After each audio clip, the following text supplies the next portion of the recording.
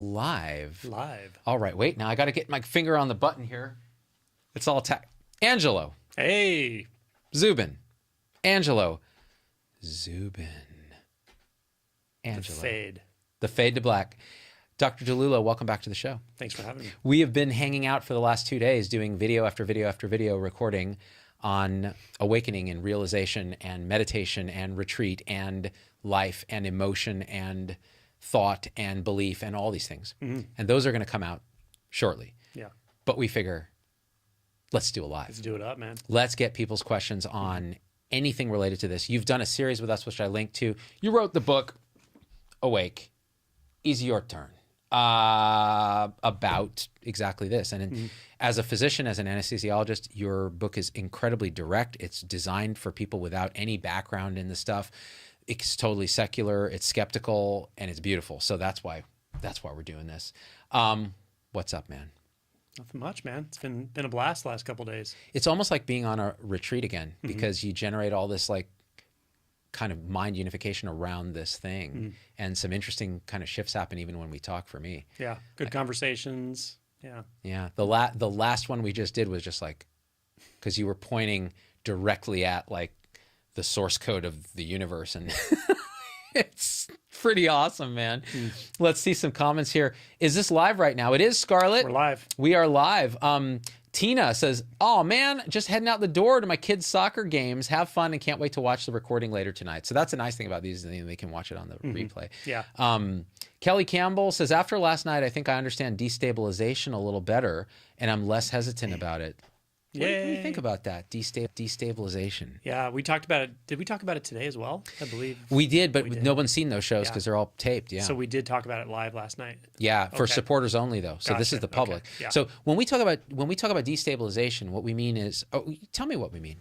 So what I often say when I introduce this topic or subject to a group of people who may or may not have ever had exposure to it, I'm always a bit cautious, and I like to put in a context and a bit of a disclaimer, and that is that what we're talking about is something that just by hearing about it, talking about it, and listening to this kind of communication can actually cause sometimes perceptual shifts. And this isn't black magic. This isn't magic of any kind. It just actually happens. So it doesn't always happen, but it's not uncommon that when we're pointing very directly to unfiltered reality, to the root of identity, things like that, it can actually cause the sense of how you're experiencing yourself and how you're experiencing the moment and the world and your senses and so forth. So it can actually cause it to shift a bit. And for some people that's destabilizing. It'll feel like disorienting, kind of like, whoa, what just happened? Like the sense of self shifted. Often that's very short-lived. It'll just be momentary. Sometimes it lasts a little longer. And then sometimes people have a fear response to it, like, oh my God, what did I just do? Did something get messed up? And ultimately that's just it's a fear instinct that something bad happened, but it really didn't. It's just a matter of when the ground underneath you shifts a little bit, sometimes you have to, it takes a minute to get your footing, and it can be a little bit of a reach or a grab of like, wow, wanting to grab onto something. And so that sort of sense of destabilized identity momentarily can be uncomfortable. And that's why we often do disclaimers when you and I do shows. It's kind of like, okay, this can happen if you don't have the context for it, if you don't have even a precedent for it and you're hearing it for the first time, because when you're pointing to these experiences, they are just what's happening now. This is what reality is like without all the perceptual filters of identity and belief and thought and even distance, space, and time. And when people actually can drop into that by dropping some of those filters, and it can happen, but just by your transmitting it, by talking about it, it can be exactly what you said. So that, yeah, the other side of the coin is sometimes it's not destabilizing. It's very enjoyable. Yes, expansive, blissful. People use all kinds of words, but people will say, "Oh, whatever happened, I want more of that. I want to find out how to get back to that.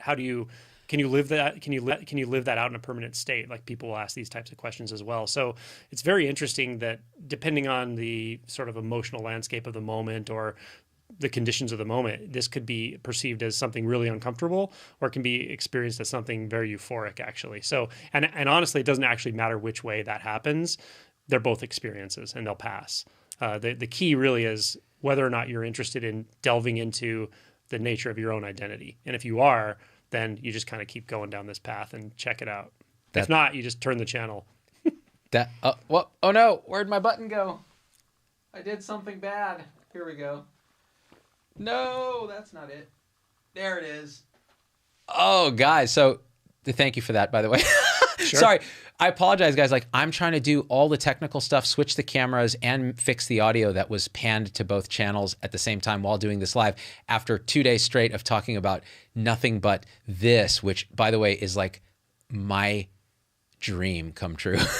Like, this is all I really care about. Like, we can talk about COVID and do all that, and I'm happy to do that. But really, the fundamental root nature of what we are, our identity, and what unfiltered, what reality really is so... there's nothing more fascinating to me, and it's partially driven by the fact that when we are confused as to what is actual reality, we suffer because we get caught in this mind pattern of thought, going to belief, going to identity, and so on. Does that sound better, guys? I fixed the audio. Hopefully you guys are happier.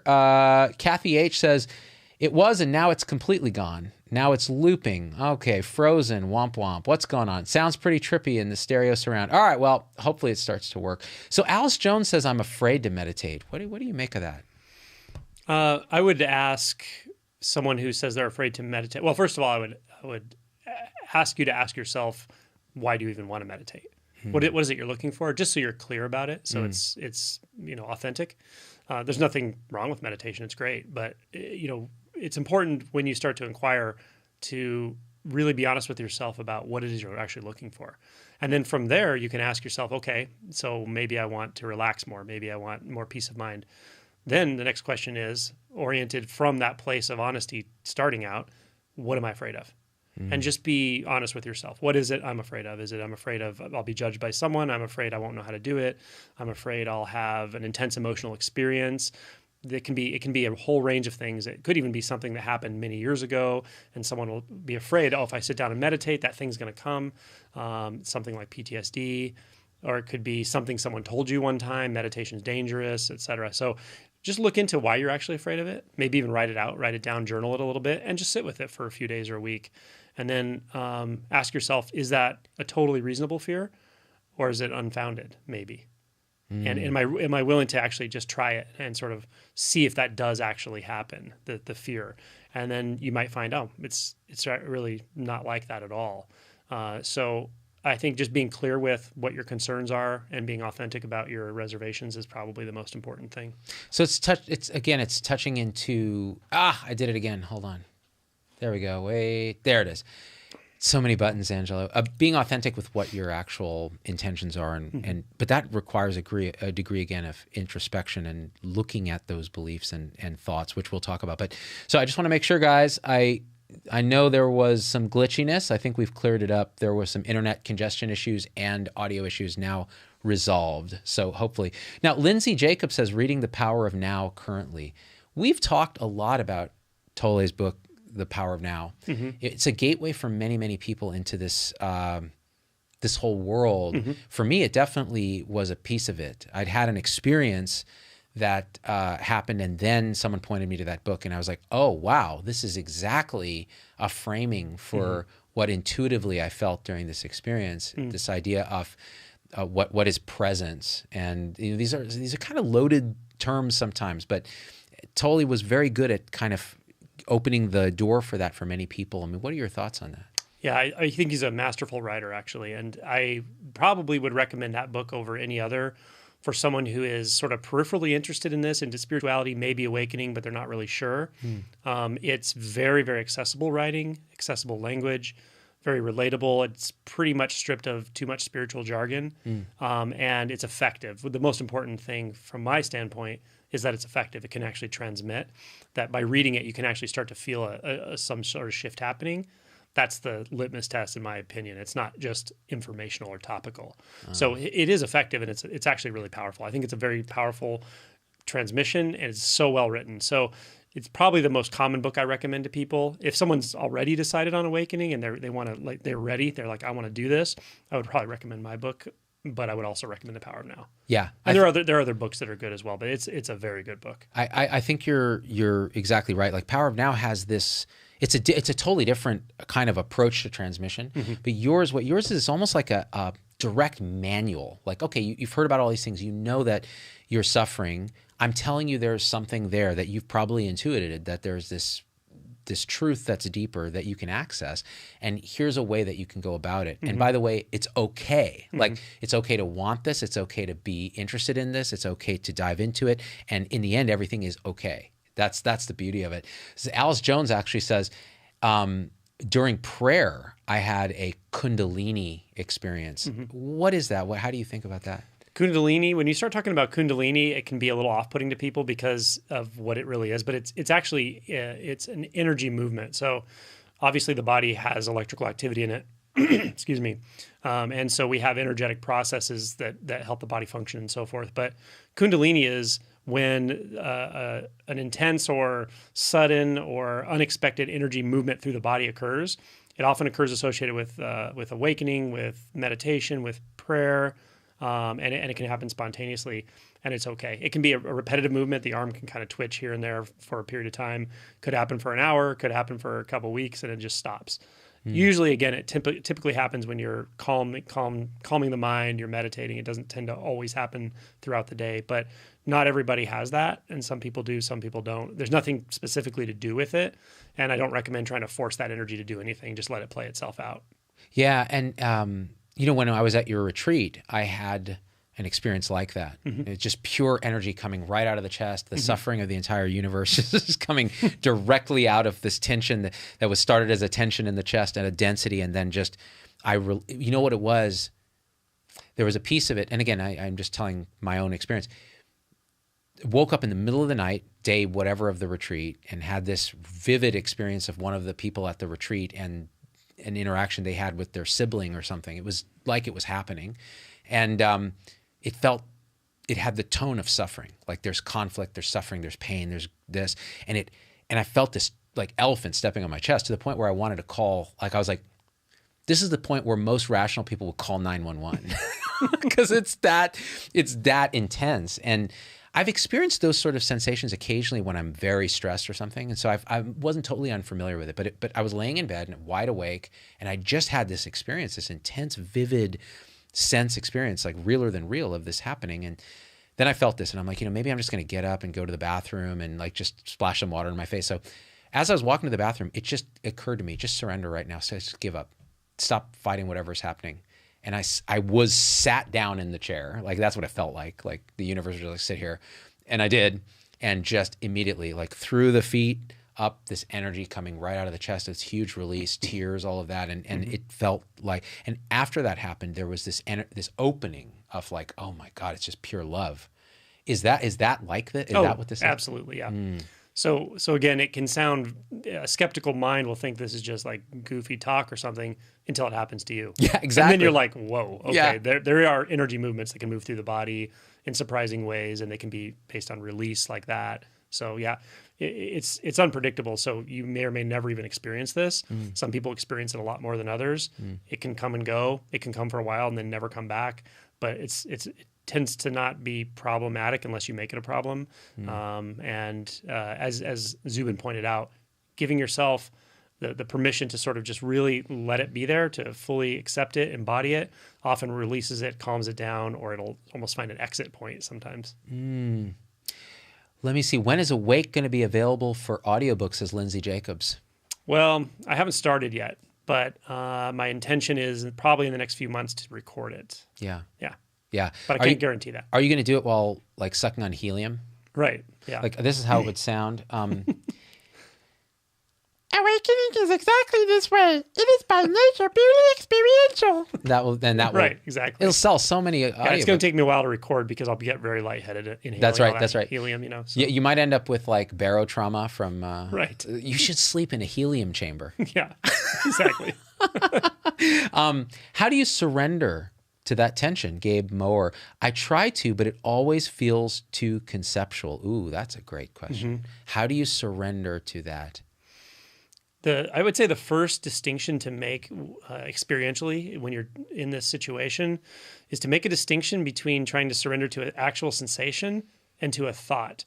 So it may not just be a conceptual thought, right? You may notice a tightness somewhere in your gut, for instance, and you tell yourself, okay, I want to surrender to this. And then a bunch of thoughts say, well, I don't know how to surrender. I'm not sure what I'm doing. first of all, notice those are thoughts. So that's not what you're surrendering to. Just calmly redirect your attention back into the sensation in your body. Okay, that's where we're going. And then you may notice a more subtle thought or a less obvious thought. That is you actually picturing your body. The mind does this a lot. It'll actually picture the way the body looks or picture a body region. So it's more of a non-conceptual thought or an image thought. And then notice, oh, okay, that's also a thought. And your attention just happens to be there. And then just move your attention gently back into the sensation. That's it. It's not a doing, it's an abiding. If you're willing to abide your attention or allow your attention to abide in the sensation, that's 80% of the work. I can vouch for this. This is absolutely a thing. It's a kind of a intentional surrender to what's actually happening, which means recognizing the thoughts that say, this shouldn't happen, this can't happen, you can't give into the, there's and they're not often that explicit. It's more like a feeling tone of thought that's like, no, and it's based in if you really inquire into it and you feel into it, there's a belief there that says you're not allowed to feel these things, or you're going to get hurt if you make yourself so vulnerable that to feel whatever this raw emotion is, and so on. It's often not that explicit. Ella Bridges says, I sense sadness in others. I cry for strangers at times. You're an empath. Right? It's wonderful. It's great.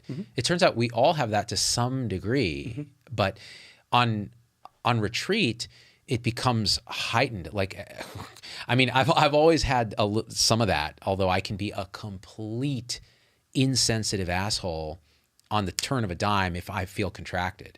Like if I'm just suddenly, I will turn it off. I'll resist feeling it. But when on retreat, you're given not only permission, but energetically something happens where you do open and you feel the suffering and the joy of everything. Yeah. And it can be overwhelming because you'll just fill with tears. You'll see something, you'll feel something and just start crying. And then you're like, well, shit, now I'm that guy. And then shame and then all those stories about that. Yeah. Is that common on retreat? Oh, yeah. You start to feel everything. You feel everything everyone's feeling. And it's interesting because the sensations, the feelings, the emotions tend to sort of coalesce as well. Like everyone starts feeling similar things at the same time, and it kind of fluctuates and moves and changes. And it's pretty typical with retreat.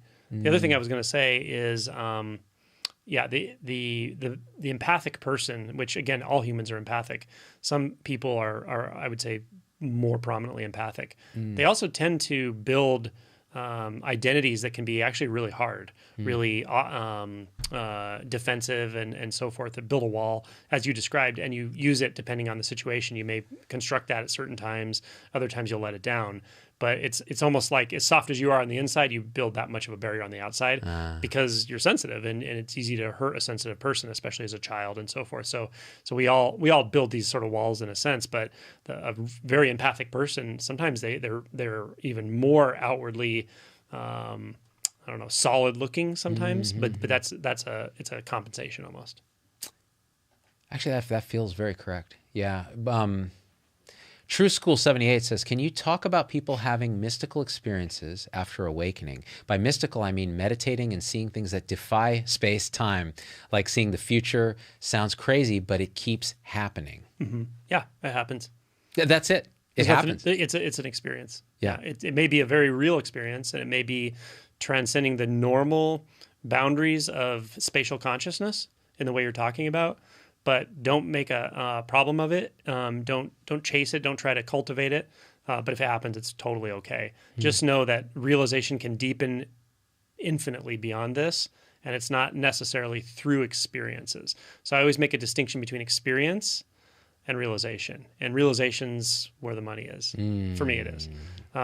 Experiences can be almost addictive, actually. Some people are really good at having spiritual experiences or mystical experiences or disembodied. I mean, some people really do just alter consciousness very easily. These are all altered states of consciousness. Kundalini is one of those experiences, right? It's not a realization per se, right? Right. Exactly. Yeah. It's experiential. So they're fine, but there's nothing really to do with it. So I wouldn't bank on some prediction you have or try to cultivate that ability, and don't try to resist it either. Just notice it, and then return your attention to whatever your query is in the moment. What is this? What is truth? Where are the boundaries? Where does awareness end and sensation begin? you know, those kinds of inquiries where it's just a matter of looking deeper and deeper into the nature of experience right now. That will always lead you into deeper realization. Vicky Doc says, one of my daughters says she had an out-of-body experience when she stayed over at a friend's house and told the therapist mom who told her it was bad. Right. I don't think so. Thoughts? That's what she said. I don't think so either. Yeah. It's really unfortunate. Kids are very porous, very open, and they often have these kinds of experiences. They can have non-dual experiences. A friend of mine recently told me, and she's gone through awakening and she's pretty deeply realized, but she said when she was a kid, she used to tell her parents she was having non-dual experience, but the way she described it is like, Mom, I'm over there and over here at the same time. And she would say it a lot. And she at first didn't think it was a problem, but because her parents thought it was a problem and sent her to neurologists and so forth, she started to think it was more of a problem. Wow. Yeah, I've heard things like this from many different types of people. It's like, you know, the kid will have an experience where they feel expanded. I've heard this as well. I feel like I'm expanded out. I'm the whole room, and they'll tell their parents, and their parents will. It freaks them out, right? So sometimes they'll take them to a therapist, they'll take them to a neurologist to try to solve the quote unquote problem, and then the child adopts an identity of like, oh, there's a problem with that. Yeah. So they may feel damaged, or they may just feel like something's weird about me. But the sad part is they actually hide that part of themselves from themselves. They learn not to look there, not to go there into that experience, even though it's there all the time. And then years later through awakening, they may start delving back into it. So it's not uncommon. This is something that I do hear a lot. Like people will remember, oh, in childhood I had this experience. And when you say non-dual, I think we should maybe clarify that for people what that means. But this idea that they're actually seeing, they're having realization, they're seeing reality. Yeah. And without the filters. And when they report it back to a group of humans that is very conditioned to see it through filters, it sounds crazy. And then the parents panic and the kid is stigmatized and it's now a disease or a disorder. And I wonder how many people used to show up to psych wards with this, and they would call it depersonalization or ego boundary issues or whatever. I'm sure it was common. I mean, it's probably not the bulk of mental health acute inpatient situations, but I'm sure there's a subsegment of them, and I've heard of it. But non-duality specifically is the direct experience of reality, not reality conceptually, but your actual experience moment to moment of boundlessness. No, there's no boundaries anywhere. It's a direct experience. It's direct, exactly. Yeah, it's obvious. You don't think about it. It's not a concept. It's not like you're here experiencing the world out there is unbounded. The sense of a self and other just is gone. This is an important one. Lindsay Jacobs. This makes me feel not weird anymore. I couldn't figure out why something felt off with me. Like I didn't fit in the world. I feel safe here. Do you know how many times I've heard that? The more people are prone to wake up, the more they feel alien before they hear that, yes, you can wake up. Yes, you can attune to that part of yourself that's always been quietly waiting for you just to turn to it and kind of put on the back burner all of the social expectations and the nonsense and the bullshit of being human that we kind of lie to each other about, and the inauthenticity. You can, you gotta play the game sometimes, but you can give your heart to that other part. You can turn inward, turn toward it, turn toward that living truth of what you are. And then you'll find out, in one sense, we are kind of weird because, a lot of people aren't that interested in that. I think more and more are, but in another sense, to me, that's the most natural, honest, real thing to pay attention to. So why wouldn't you? Yeah. It's giving yourself permission, and it's okay to have a foot in both this relative world and that absolute knowing. These comments are great. Trish says, what about the experience of feeling people coming into my energy? So hard to explain properly, just like they're right here with me. It's nice, not a problem. I just like to understand. What do you say to Trish? I would say that's great. And I would actually say, don't worry about understanding it, because the mind likes to make paradigms and step back from the experience and say, oh, this is what's happening, or that's what's happening. But that's just the tendency of attention to move away from the experience a little bit. The reason I'm saying this is if you actually say, oh, those are thoughts, as this is happening, you say, oh, those are the thoughts of this happening. I'm actually picturing something happening at the same time as I'm definitely experiencing that overlap of identity. then put your attention into that. And when you put your attention even deeper into that and accept it for what it is, it will teach you about itself. It will teach you about non-duality. It'll teach you what boundlessness really is. And you'll start to experience it not just with people. You'll With all the environment. And it won't just be an experience at some point. You'll see that to even experience that as an experience, you have to be in a false reality where things are separate, because they're not. So I would say, don't worry about explaining it. Go the other direction. Just let it show you. Let it show you the nuance and the subtlety of what is actually happening, and feel into that, and notice. Be open to it at all times. Actually, you may notice it when there aren't people around, in different environments, different situations. See if it doesn't clarify itself.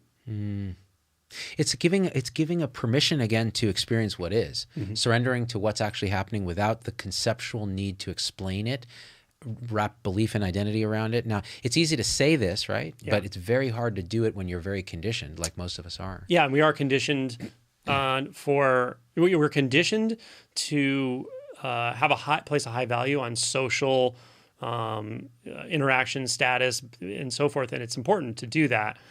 So what we do is we internalize it. We start to explain it to ourselves and talk to ourselves about it as if we're going to report it to, like, who we're going to report it to. And so the beautiful thing about this is you don't have to report it to anyone. You can, but there's really no need to. So now you can enjoy it. Now you can just let yourself drop in deeper and deeper and deeper all the time. So one of my fixations has been I'll realize something about this moment that's so viscerally amazing. Like, you're just like, oh, that's what's happening here, without all the filters. And the mind will come in and be like, dude, this is a story you got to tell someone right now. Like, text Angelo, tell him what you're, and immediately there's this social desire to explain what is ineffable, you can't explain. And it co-opts that mind energy actually co-opts the raw experience and starts labeling it. Is that? Yeah, and it doesn't change the thing to know. It doesn't actually change the experience.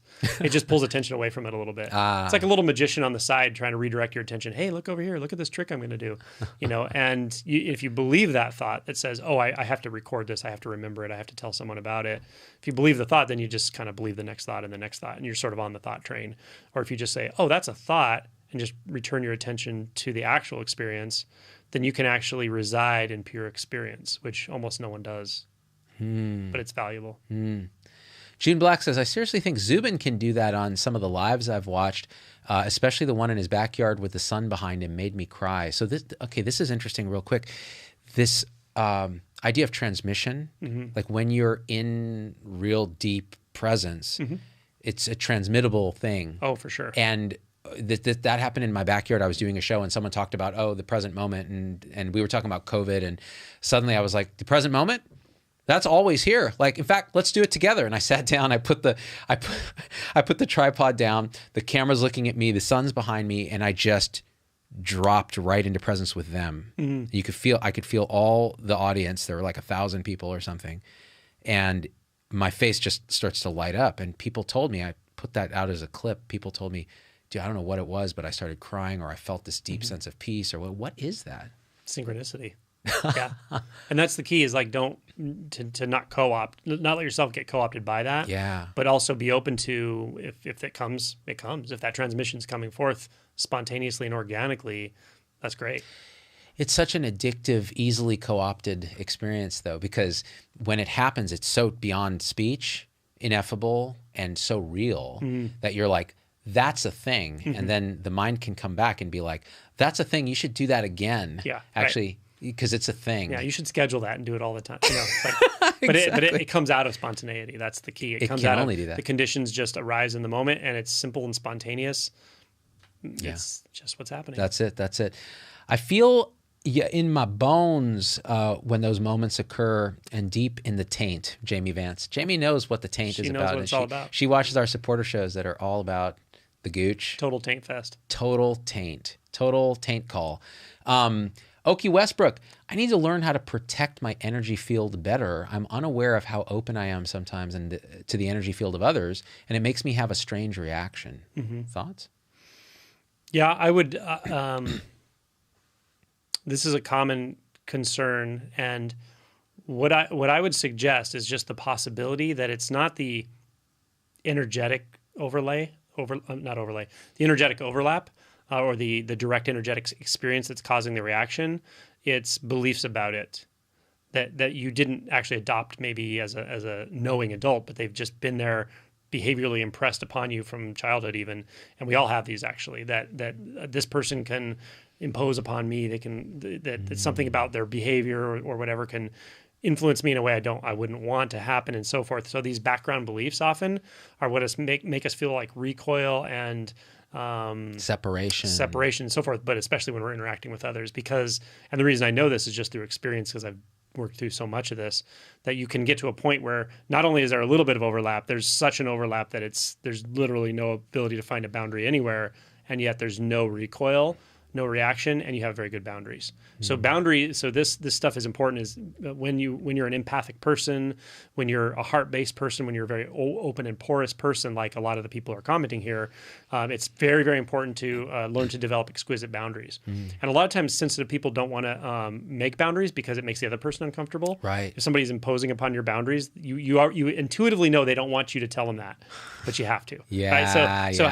learning good and good ways to do that. You can read about it and so forth, but learning to have practical boundaries and then emotional boundaries, and then you'll learn energetic boundaries. Once all that's in place, you'll love being the whole environment, because there's nothing that can be threatened. You're all of it. Huh? I always make this about me, because it's always about, I always refer back to my own experience, but I'll say this, like boundaries, energetic, emotional, intellectual, they have always been a difficulty for me because of exactly what you said. I've never heard it articulated like that you feel empathically that the person that you're going to set the boundary against is not going to like the boundary. And it's true. They aren't going to necessarily like having a boundary set. It's not something that you like having set. But that then inhibits the setting of the boundary, which then allows the boundary to expand to a level that's beyond what you really ought to have, which then allows a boundary violation, which then generates anger, which is then repressed. I shouldn't be angry. I'm a good person. And then eventually that anger manifests either passive aggressively or just as an outburst of rage. Yeah. And I found, especially on retreat, really feeling into that, man, that's a big part of my own work that I have to do, is setting boundaries. And I think Oki is saying the same thing. Energetically, I have trouble with those boundaries. Yeah. It's a muscle like anything. You can practice and get better at it.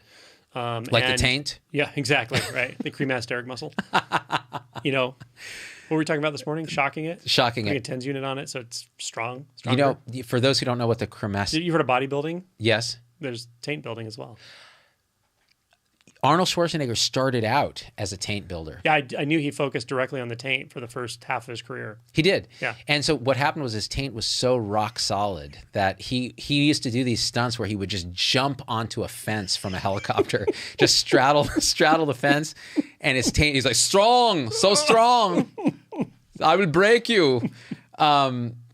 It's since Arnold Schwarzenegger, it's been a fundamental tenet of bodybuilding. Start from the taint and work outward. The taint is like the core.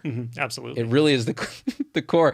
New Aries. Hey, glad to hear you almost every day and your topics. Please say hello to my mother, Joanne. She is a big fan. Say hi to Joanne. Hi, Joanne. Hi, Joanne. I love you. Thanks for being such a big fan.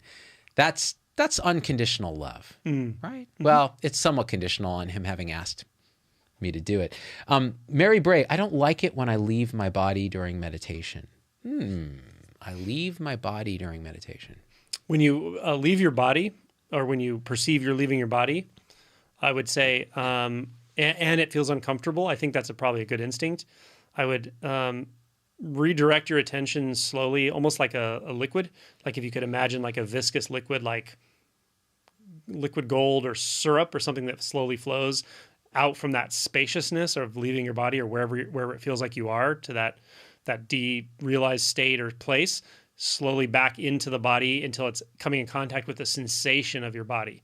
And if you forget what the sensation of your body is, just feel your feet on the floor, feel your hands on the floor, but back into the actual sensations of being in a body. And that kind of practice will retrain your nervous system. To not dissociate. Yeah. So it is a kind of a training process, and it is a coming to your senses kind of thing, right? Speaking of senses, this is something that I think, we may want to do a recorded show on this one, the sense gates, and how central they are to this process of realization that the sense gates are our windows onto reality. They're telling us, they're showing us reality, they're showing us life. And those are sight, sound, taste, touch, smell, and sensations. What am I missing there? You got them all. That's 5. Okay, got it. Proprioception, but it's a very hard one to directly experience. Right. Taintrioception? Taintrioception, right. In the taint. Yeah. Did you know the taint is the single most innervated part of the human body? I didn't know that, but I did know. Did you know the semicircular canals actually have their own taint? Do they? In the The connect? inner ear. It's called the inner taint. Let's see. Thanks for I was thinking about the vestibular. The reason that the connection there was I was thinking about the vestibular sense as well. Like we have the two more subtle senses are like vestibular sense, like you know which way's up and down. Balance, yeah. Whether your eyes are open, whether no matter what position your body's in, it actually knows, you know, and the proprioception, which is where your limbs are in space. Right. So those are very subtle senses, and I've spent so much time working in the senses that I really try to feel into whether I can distinctly perceive those or not. And I think you can, but it's very, very subtle. So what's interesting is we do tests in neurology, right? When people have problems, the Romberg test, where you stand somebody there, you have them close their eyes and hands by their side and see if they can stay upright. And the idea there is that by removing one sense that many people use to anchor stability in space and so on, you're now relying on that vestibular and proprioception sense. And people who are older, people with neurologic problems, they fail that Romberg test because now that you've taken away the sight, those things are not sufficient to balance them. And that is a kind of, again, isn't it so interesting that even in medicine, we rely on those sense gates to tell us truth about what's going on in the body-mind? Absolutely. Yeah. Risa, never underestimate the power of a Kegel. Let me know, what did I just walk in on? Kegels, dude. Talk to me about Kegels and the taint, because they're technically about the anus, the urethra, the pelvic floor, and I consider the pelvic floor part of the taint. Yeah, it's like the hara of the taint. The hara, yes, the lower that sweet spot in Zen, just below the umbilicus, where there's a blind Buddha and you must open his eyes to make him see. Speaking of that, the Kegel and the taint, I was thinking about something very important. It sounds like a Aesop's fable or something. Right, the Kegel and the taint. Yeah. It's like one day the Kegel was wandering through the meadow, and he saw his friend the taint far off in the distance. And when he went to wave at his friend the taint fell into the well. And once in the well, the taint thought, I am flat and rather muscular. How will I obtain release from this well? I will have to climb, and by climbing, I will lose my status as taint because I will no longer be flat and muscular. And Kegel did not realize that taint had this plan, and so he ran to the nearest village, to the village cremaster, to contact the village chief and tell him that the taint had fallen in the well. So he was heard running from far off, yelling, "Cremaster, the taint fell into the well. Cremaster, the taint fell into the well." And at that point, the cremaster, who was well versed in the art of projecting his voice from years and years of reflex, the cremasteric reflex as it was known in the town, cupped his rather voluminous hands to his mouth and said, "Taint cola." And the vibration was the exact resonant frequency of the diameter of the well, and it vibrated the taint all the way to the top of the well, and it fell right out just at the exact time a donkey was passing by. And strangely enough, this donkey was born without a taint. So this is how, according to Aesop's fables, this is how donkeys got taints, because that donkey picked up the taint, walked away, and that was it. And that, my friends, is the story of Kegel and the taint. By the way, so joking aside, that is an example of improv. Yeah. Correct?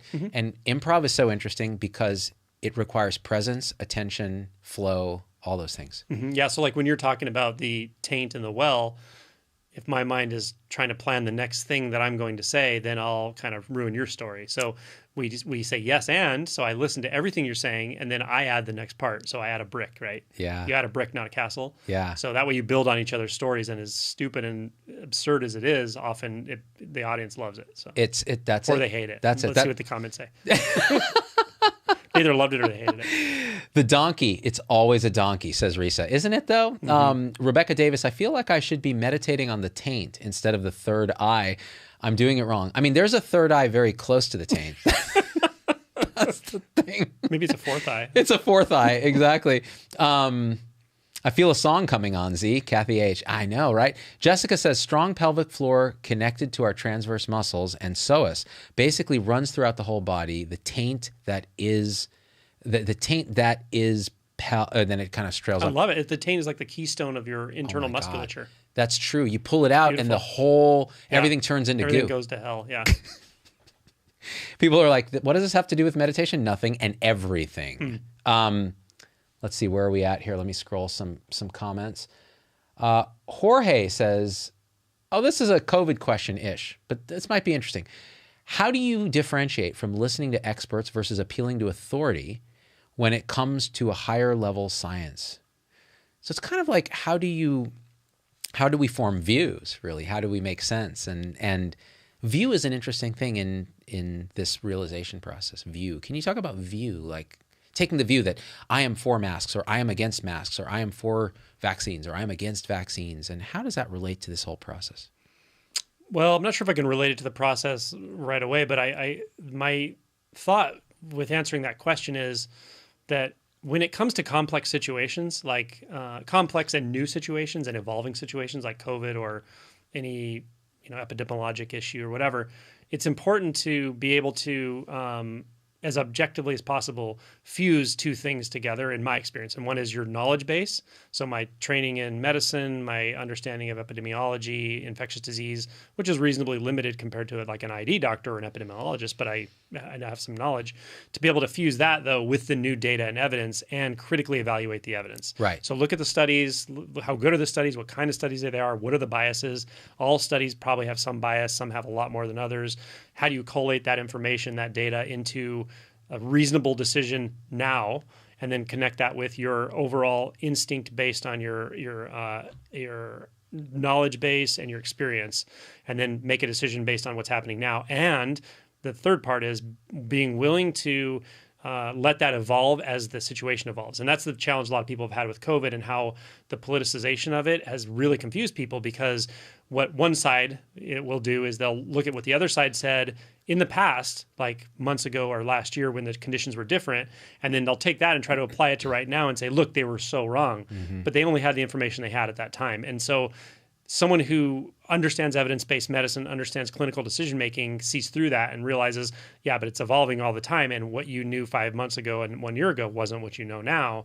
So you have to be flexible and be willing to look at new data, new information, and the evolving situation. So it's a willingness to kind of have an open mind at first, take in all the data, all the information, and then narrow that down to something that makes a reasonable amount of sense now for a certain decision, and then being willing to be flexible as things evolve and change, but don't just change it willy-nilly, change it based on new information and new conditions. And in many ways, what you're describing is our alt-middle sort of stance, which is not a political stance. It's saying, okay, yeah, yes and to actually information, processing it, taking the tools that we have to critically evaluate stuff, but also assuming that you need a healthy degree of skepticism of claims. You need to inquire deeply into what's actually happening. Like if someone says, look, vaccines are going to poison you, you do need to inquire, are they credible? What other motives might they have? Is the data they're pointing to legitimate data? And many people don't have the discernment tools that we've been conditioned into us to look at that data, in which case, then the question is, do you rely on experts, and which experts? And that's it's been tough in the age of the internet when everyone is an expert, and expertise itself has been devalued. So it becomes an interesting struggle. Let's see here. Someone asked, what is the taint? Describe the taint. I would ask them, do they know what a gooch is? A grundle. I might say, what's Grundle's my favorite. What's actually. a grundle? The gooch of Grundle. Didn't we decide that's another? It's another fable. Yeah. The gooch of Grundle began his life in auspicious circumstances as the daughter of a prince. It's like, oh, I thought the gooch was a male. You know, that's typical heteronormative and gender normative behavior. No, but so it's the perineum. And they call it taint because it taint the balls and it taint the anus. It's the place in between. Shannon, who was at our retreat, Oh, it's live. Missed that part. I can't stay, but hi, everyone. Oh, Shannon, we Hi, miss Shannon. you. How are you? George Shepard says, that's the power of now. Hey, Joanne, who was at the retreat. Keep an open mind and be willing to change your opinions. That's alt middle. Right. So we say it's, strong convictions loosely held. Yeah. And actually, that gets to belief. So belief. You have a whole chapter in your book on belief. Belief is such an interesting thing because there are beliefs and then there are beliefs about beliefs. Anything you want to say about that? Yeah, so I'll make a distinction that is somewhat of a false distinction, but it's very valuable when it comes to what we're talking about, realization. And that's the distinction between the absolute and relative. So you could say in the absolute sense, I actually have no beliefs, and that is true. Like the sense of having a belief makes no sense to me because everything is constantly changing, evolving, and there is no actual way that anything is at the most fundamental level of experiencing reality. It's something like quantum physics to say that the universe is based on indeterminacy. That's the experience in direct experience with realization. So there's a part of me and a part of reality that's very clear on the fact that to say anything is any specific way, you're already in the past. Your mind has made an image of that, and you're looking at an image that's based on something that's already passed, and the conditions have already changed because everything is always evolving, fluxing, changing, expressing, disappearing. That's the absolute. In the relative world, of course, some things are better than others. Some things make more sense than others. Some medications are more appropriate than others. Of course, right? So in the relative world, everything is relative. It's relative. Every thing, belief, example is relative to another thing, belief, or example. So that is the relative world. With deep realization, relative and absolute are actually seen to be one thing. So this is very, very paradoxical.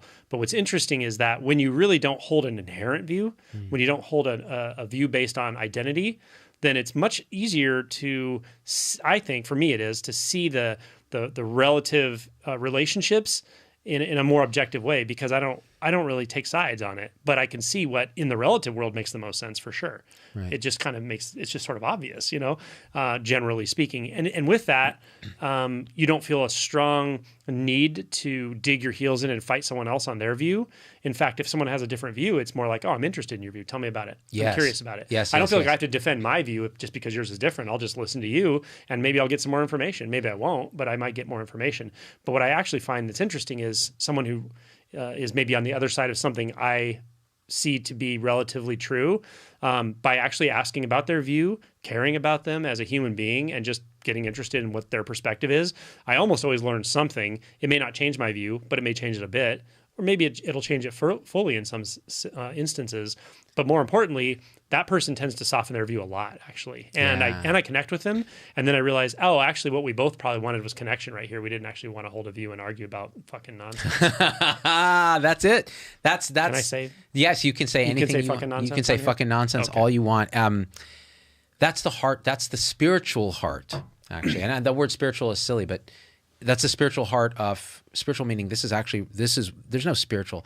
It's just this. This is reality, right? It's the real heart of what alt middle means in my mind. That's what I'm trying to, our particular tribe of people, and it is a tribe because they're people who come together sharing a certain set of values, which is exactly that, like that we want to have discourse. We're not going to hold our views too tightly, but we may have views, and they may be very strong views, right? And they may be correct views, they may be incorrect views, but what you just described is the process.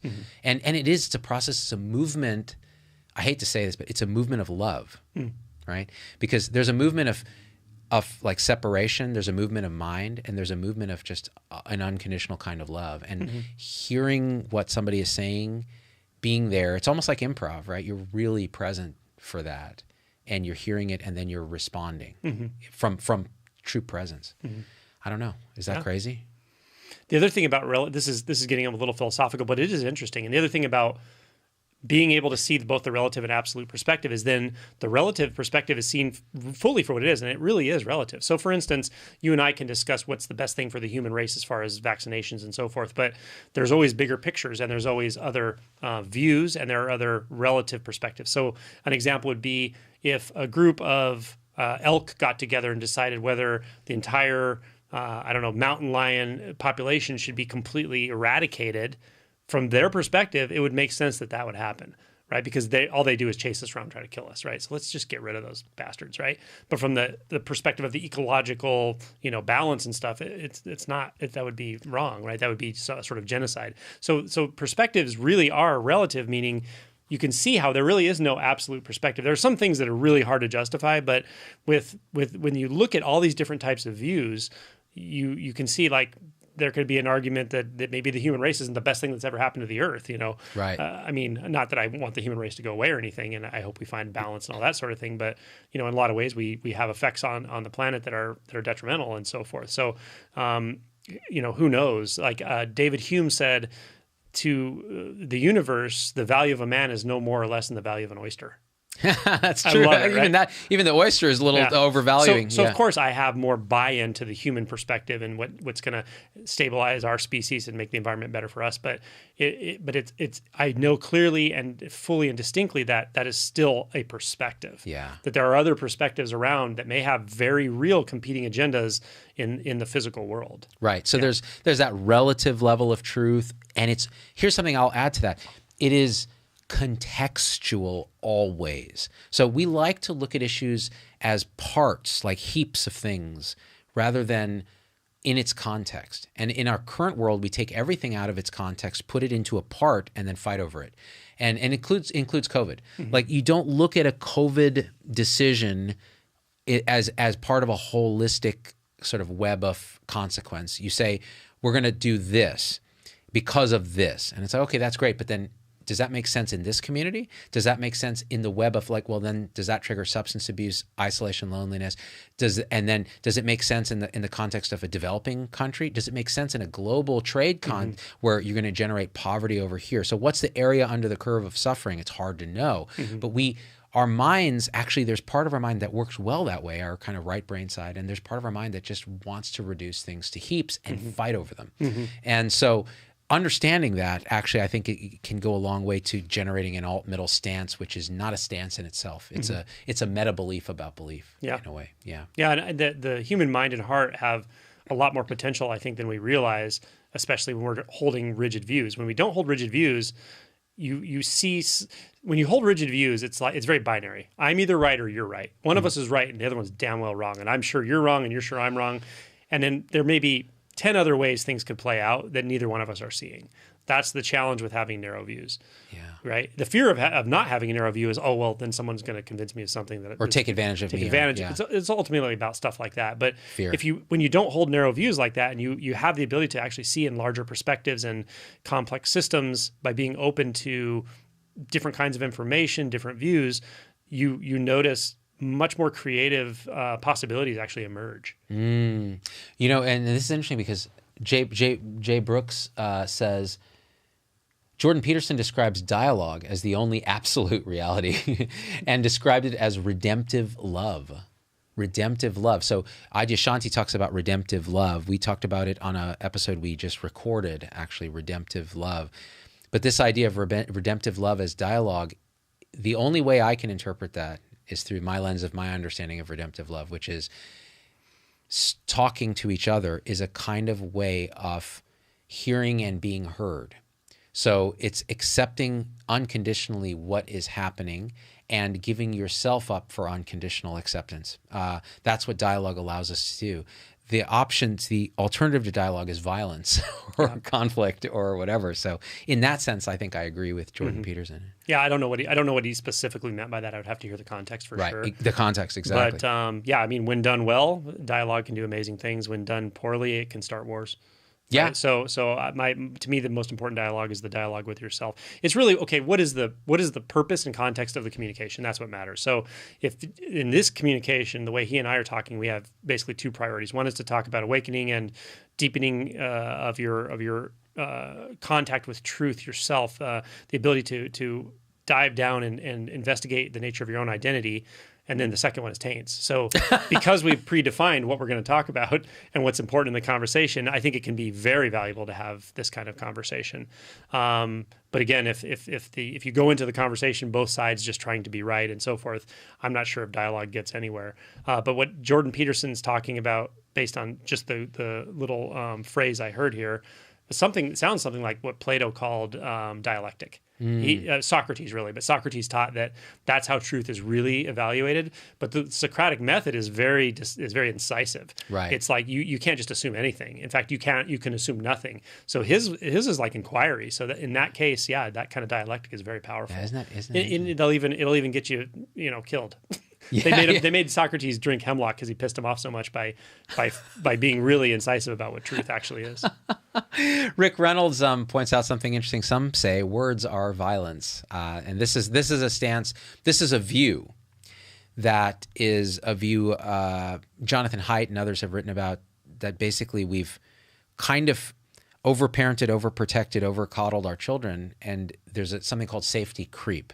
So in other words, ever since we started, like say, even putting seatbelts on kids, or there were reports of kidnappings that made everyone afraid they were going to be kidnapped, and then instead of kids going out and playing and taking certain risks that kids do, they stopped doing that.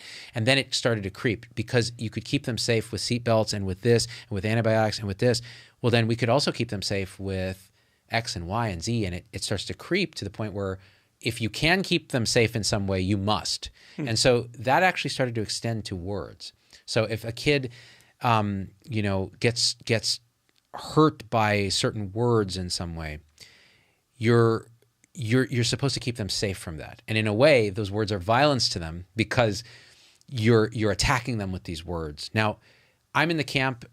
I hold this belief loosely, but I think that words are not violence. Words are our way to show, again, that unconditional redemptive love. It's the only dialogue we have. They can be hurtful, yes, but it is not. You can get hurt, but that doesn't mean that it's society's right or requirement to protect you from that hurt. If anything, it's important for us to be able to learn how to deal with things that generate that sensation of hurt, rather than outlawing speech or controlling how we talk or those kind of things. I'm curious your thoughts on that. Like I say, everything's context. Like I can think of examples on both sides. Like, I don't know, would you advocate that if, Joey, who's 9 years old, tells Susie, you're just ugly and your dad's an alcoholic in school, that's protected speech and that no one should tell him you shouldn't talk like that? I mean, right. So everything's contextual, right? And words certainly can perpetuate violence. The words coming out of Russia right now will tell us that there's probably violence coming, and that kind of thing. So it really it's context. Everything's context. Yeah. So when you make absolute claims, to me it feels like delusion already. So words are exactly. Words are violence. Actually, is more a claim to the words themselves are violence. And not words can cause violence. We know that. You can incite a mob. And in fact, there are laws against those kind of things. But yeah, it's an interesting conversation. Well, it is like, what is violence actually, right? Because when you talk about like emotional violence, can violence be communicated to you without physical harm? That's a really good question. What if if somebody, so if a parent says to a child, you're worthless, is that violent? What if they look at them like they're worthless all the time? What if they tell them consistently every day they're worthless? When does it become violent? I didn't hurt him. I didn't punch my child, right? It's like plausible deniability. Passive aggressiveness. We talked about passive aggressiveness is anger without the willingness to be vulnerable. Passive aggressiveness can portray a lot of anger, a lot of violence. I can feel it around some people. Have you ever been around somebody who feels violent to you even though they're not doing anything physically violent? Oh, it's very clear. Right. Yeah. Now, can you legislate that? Probably not. So that's where the problem is. Like the nuance. Yeah. I mean, you can get people, co-opting that and jumping in and trying to turn that into some kind of legislation that doesn't make any sense and so forth. But to say that you can't perpetuate violence with words, body language, behaviors, it's just not true, right? Right.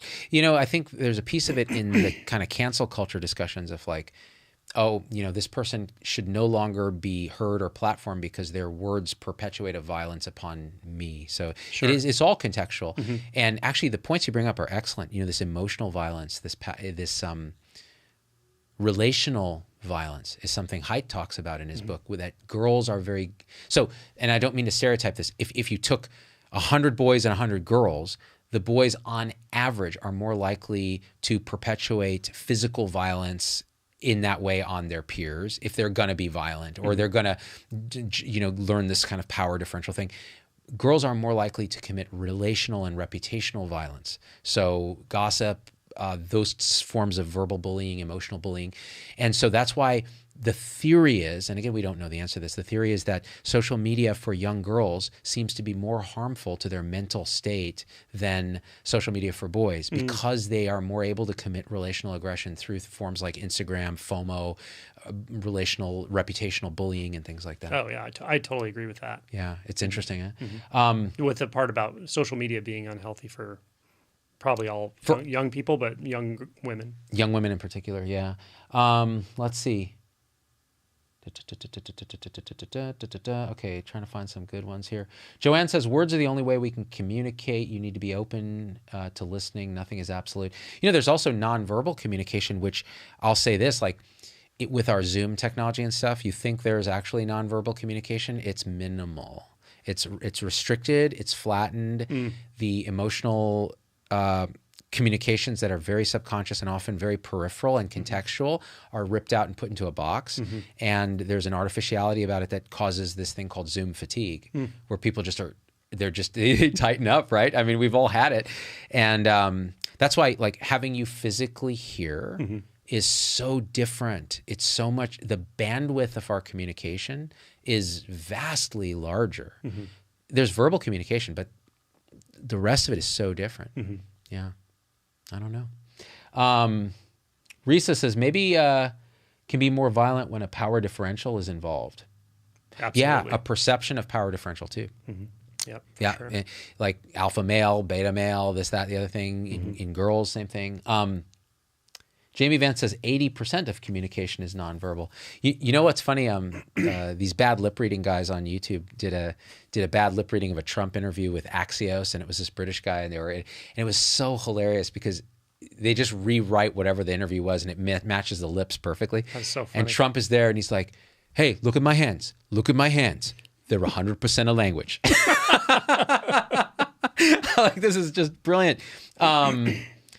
I'm loving the discussion. Hey, dog, see if you can get Sadhguru as a guest. Vendla. So many people have mentioned Sadhguru to me. I've watched some of his stuff, but it's not something that resonates directly with me. I like a very direct pointing. Like your style of pointing for me and my particular predisposition is much more clear than talk of the way some people talk. Now that's very powerful for others. So there's no right answer for that either. Yeah. Yeah, I mean, I've watched him a few times. Some of his like descriptions of his awakening stories and so forth are actually really interesting. But a lot of what I've seen him talk about is somewhat topical. People will ask almost like a bit of a topical question. He'll give an answer. A view question. And that's fine. Yeah. I have no problem with it at all. But that's not what I'm interested in with this. As I've said so many times, and it may sound odd or paradoxical, but I have no philosophical interest in talking about spirituality or awakening. I'm only interested in the practicality of it. So if someone wants to wake up, if they're suffering, if they have the instinct that they're not here to suffer, but something isn't quite right with the way they're perceiving themselves, their thoughts, their mind, the world, there's a way out of that suffering. That's the message. And that's the only reason I talk about this. Yeah. And that's just my style, but other no. people do it very differently. Exactly. Like, for example, Sam Harris's style is quite different. There's a big philosophical, metaphysical, more philosophical discussions where he'll entrench about something that is particular to his worldview about consciousness or whatever, and his own experience in meditation and which path is best and how do you get to the top of the mountain. There's all these different ways, but which one is the best way, right? So everybody has their own thing. I will say this about your approach is, again, when the student is ready, the kind of teacher appears, or when you're really going to explore this, the bodhisattvas pop up everywhere around you. We talked about this in a recorded episode. When you appeared and you just sent me the introduction to your book and you were like, "Hey, I'm a doctor. I like Doc Vader, da da da da. I just happen to write this, but I know you're interested in consciousness because I saw something on the news feed, and here's this intro chapter to my book. If you like it, I can send you the rest." And it was crazy that when I read the introduction, it was so clear that you were pointing directly at what I intuited is exactly what I needed to explore. And so then it became clear, and then I devoured the rest of the book and have become a devoted acolyte. I appreciate all the pumping it up, man, because if it wasn't for you, I would have sold maybe 7 copies. That's a lot of copies, dude. You're being really optimistic. I mean, I consider the Z-Dog Effect to be at least 8 copies worth. Thank you for that approach, Angelo, says Trish. I mean, I think it really is it's a fresh, different approach to this kind of stuff. To me, it's odd because like if I were to talk about it any other way, then I'm talking about me. Even if I pretend I'm not talking about me, I'm really talking about me and my awakening and my blah blah. Who gives a shit? What do you don't care about? You don't care about my awakening. You know, some people might want to hear it and they like the sound of it, but if it's set up a certain way, then it's like you're almost putting people in a position where they get to follow you and get this morsels of truth from you. That's nonsense. Like, I don't care about that. I want you to get morsels of truth from yourself. And I know that's the only place you're going to get them that are authentic, real, lasting, and the real deal. Listen, you're only going to get it from yourself. I will double down on that. Absolutely correct. You cannot look externally. You cannot project out in the world. You cannot, there's no teacher, there's no guru, there's no book. It's you. And it's not that this is like imposing some deliberate responsibility and burden on you. It's actually the lightest burden in the world. It's just looking at what's happening right now in your experience and what you think is outside your experience, which is in fact inside your, there's no inside and outside. So actually Hayden says something interesting. If I'm not suffering, why should I wake up? You don't need to. Don't worry about it. Yeah. If this sounds to you like when you hear us talking, if it sounds like, remember on like Peanuts when they would hear the teachers talking, they'd be going, if it sounds like that to you, don't worry about it. It doesn't matter. And I'm not saying we know something you don't. I'm just saying it doesn't matter. Just because there are some people waking up doesn't mean there's anyone that's asleep. Right. It's just one of those things that starts happening with some people. And so we point and say, hey, there's a way through this. But if you're looking at your life and saying, hey, I'm fine. Like I'm happy. I have a good relationship, good family. I know how to make my life the way I like it and that it works for me and I'm enjoying it and I feel connected and all that. That's awesome. There's nothing to do. So in other words, if they watch Peanuts and they hear dong dong dong dong dong dong dong dong dong dong dong dong bling bling bling bling bling bling bling bling bling bling bling bling, then they can keep watching. It's the Peanuts test. The Peanuts test. It's just like the cremasteric reflex, but with nuts. Yeah, right. Peanuts. Trish says, who gives a shit? That's hilarious. It's true, right? I mean, who really does? Where are we at here? Vendla says something interesting. She says, you don't know you're suffering until you wake up. Is that true? You don't know the degree of suffering until you wake up. That's for sure. I didn't know how much I was suffering. I knew I was suffering, but for me, I mean, I can only really speak from my own experience, although I've worked with many people and it tends to play out this way. But to be as honest as I can from my own perspective, thinking back, I knew I was suffering, but I was almost afraid to look at the fact that I was suffering because of the fear that there was no way out of it. I felt so trapped that it was like, okay, I feel so trapped. I don't even want to look at the fact that I'm trapped because it scares me. So does that make sense? Then once I picked up that this is possible, and the way I picked it up was through a book called 3 Pillars of Zen. They had these stories of people who went through this process themselves, and they were describing it first person. It wasn't a doctrine book. Well, parts of it are, but this part was people having gone through the awakening process. And when I read that, I started to go, oh my God, that's possible? I can wake up out of this? Because this sucks. I just thought life sucked, basically. But I wouldn't have said that because that would have made me feel worse, right? I would pretend to myself that it was okay or something. It was very inauthentic, but that actually made it more clear that how much I really was suffering when I felt like I could get out of it.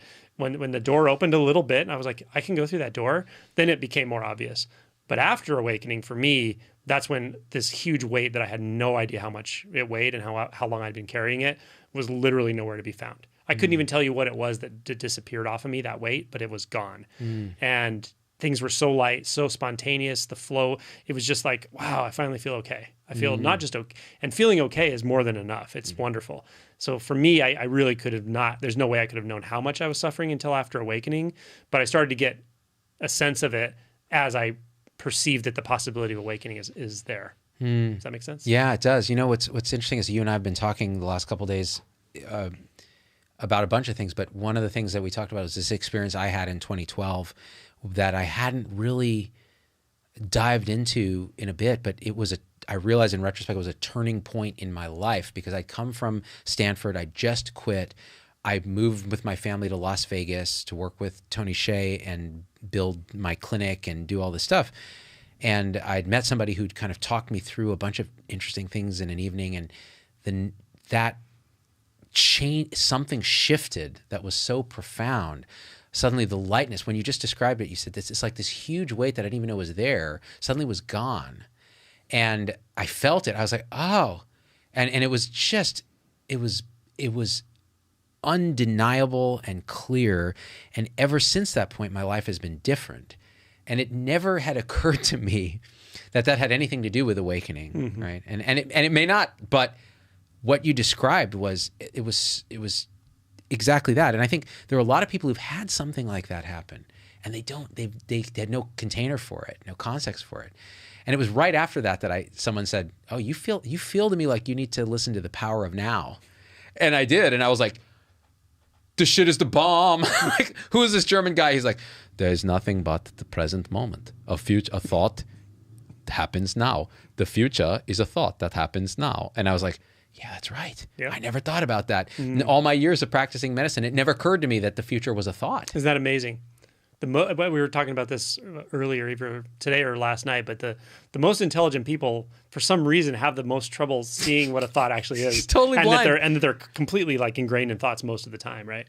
It's fascinating. Yeah. Because I'm a reasonably smart guy, and as I said earlier in my life, my intelligence was the one thing I felt like I had going for me. Although it was a double-edged sword for sure. Oh yeah. Because I couldn't connect anyone and all that sort of thing. But looking back on the attachment to it, how heavy that really is, and how it puts blinders on you in a sense. Yeah. The attachment to intellect is a real interesting thing that has come to me later. I did a show with a guy, Blair Duddy, who's a pediatrician, and he specializes in gifted children, which is really interesting. So we did a show called The Curse of the Gifted, and it is about how these neuroatypical kids who are like a standard deviation or more above in IQ either go on to do these really great things, or they go to jail, they become derelicts. Like it's a very difficult road for them because they often are high anxiety. They're often I think it's partially because they're so here, and thought then becomes an identity, intellect becomes an identity, and they're sitting in class and they're bored, and so they're up in their head, and it really resonated with a lot of viewers who saw that, and they're like, dude, that was me. And now, if you measure my IQ, it's 160, but then here I am like working a dead-end job somewhere. What happened to me? And there's this resentment and this shame and all this, For sure. Yeah. And I think in medicine, it's a very common paralysis. Let's see.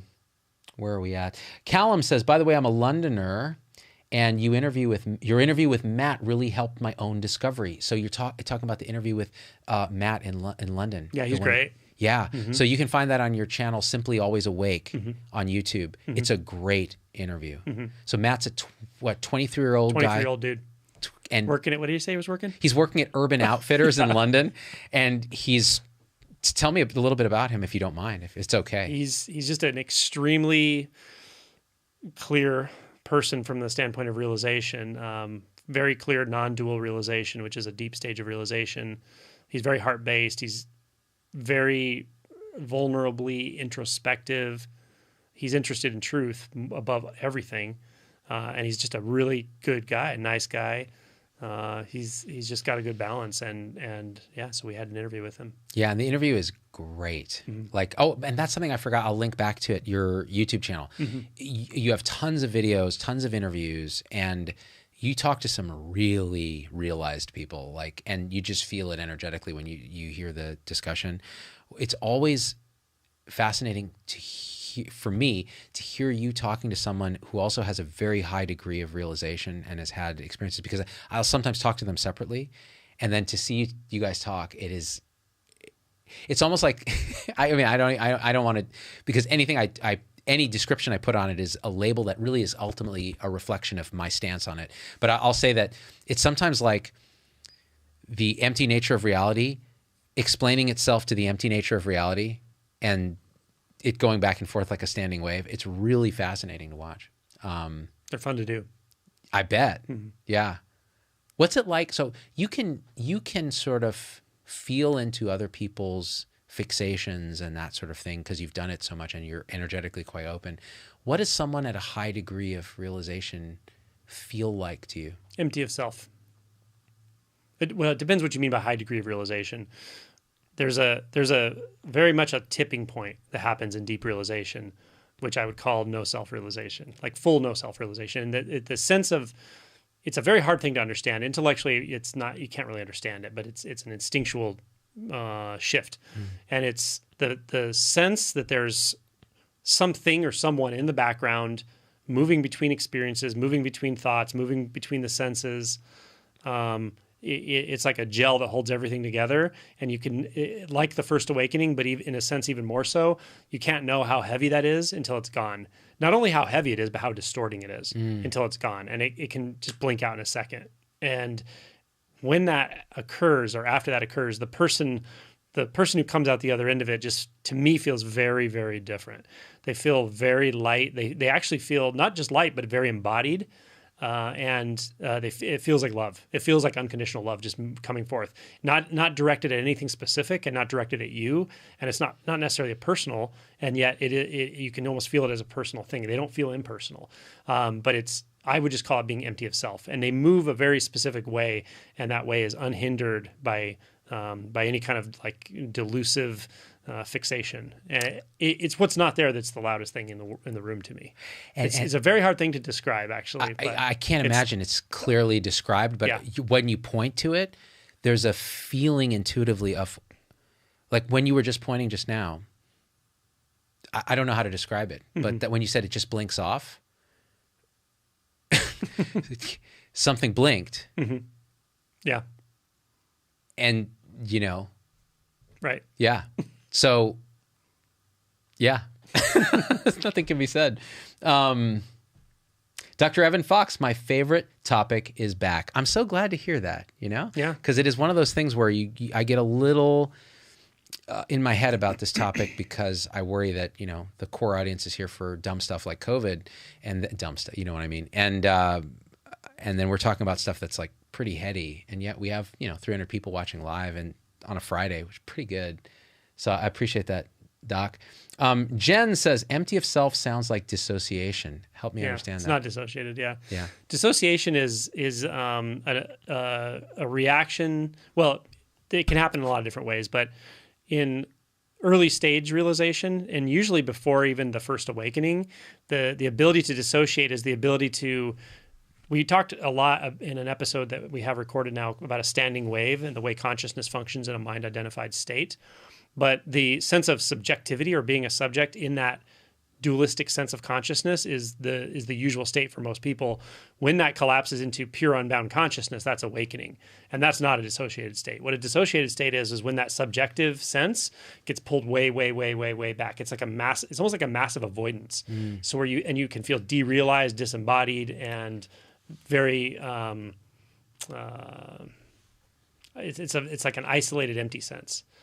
That's before that tendency is usually before awakening even occurs. It can happen after awakening for some people that have had certain kinds of trauma, that have a tendency to dissociate very easily anyway. After awakening, they can go through a period where they're doing the emotion work where that tends to happen. But by the time we're talking about non-duality, which is a deep stage of realization, that's gone. There won't be dissociation at all. In fact, non-duality is almost the opposite. The opposite of dissociation. Dissociation, it's you literally experience yourself as the environment. So it's very intimate. It's very enjoyable, intimate, present, and there's no avoidance. There's no dissociation. Or if there is, it's very, very minimal. And for most people, there wouldn't be any.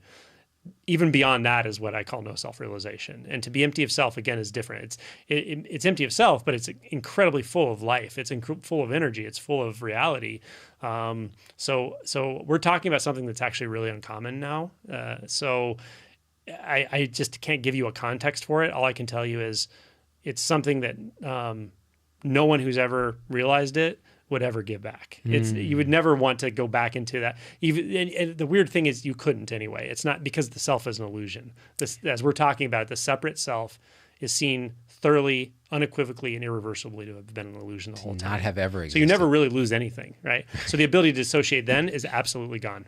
Yeah. It's like dissociation is actually mind identification. That mind identification is a stable dissociation, but but there's still a subject. It's a little bit of a dissociation, and we're still usually in contact with the senses in the body reasonably well, but to various degrees. Right. Now, somebody who's had a lot of emotional trauma and they dissociate a lot, that's when a lot of violence can happen because you just feel so isolated, so whatever. And then you look out there and you see people as objects almost. Right. And that can lead to a lot of violence and so forth. So Right. yeah. Danielle from the retreat just sent us a little super chat donation. Thank you. She says, my two favorite YouTubers, and appropriately put it in quotes because I don't like being a YouTuber. You're an influencer. Or influencer is the best. Like, what am I influencing? The taint? Yeah, right. Like, I'm a cremasteric influencer. I'm the the cremaster whisperer. When we do a show, what I think happens is when you and I do a show live, the number of times taint is spoken on the entire internet in the world more than doubles probably in that hour. At least. There's actually a term for that. It's called the taint bandwidth, and it's a coefficient. So there's a certain constant. And by the way, there's speculation that the universe was intelligently designed because the taint coefficient is perfectly calibrated for the number of taints in circulation and how much it's talked about on the interwebs. So you were telling me, what's the name of the telescope? The James Webb telescope. Telescope. And one of its goals is to actually see the moment where super expansion happened, where the matter actually formed. Yeah. And they're looking for the taint of the universe. That at 0.0000001 seconds after the Big Bang, the whole universe was taint. Right. Yeah. It was just, if you were to write Genesis from that standpoint, it would be, in the beginning, there was darkness on the face of the taint. Oh my God. Dr. Steve Morale says the word of the day, gubernaculum. What a wonderful. Steve, you are the best. Gubernaculum. I love it. Dude. So good. All right. You know what? We should probably go. Okay. Yeah, because thanks for coming. Yeah, it's almost 5. We did a thing here. I have a pristine recording of this that I might re-upload just because the beginning of this was glitchy. But either way, this was a lot of fun. I think the comments are really good in terms of these questions, and the people who want to hear this are hearing this. Yeah, this is great. We'll do some follow-up stuff if we can take a look at some of your comments. In the meantime, hey, hold on. Oh, I have to get my finger off the switch that switches the cameras. This is the book, Awake, It's Your Turn. There's a link in the description. Your YouTube channel is Simply Always Awake, and we're going to be releasing a ton of the videos we did. Check out this fade. Oh, no,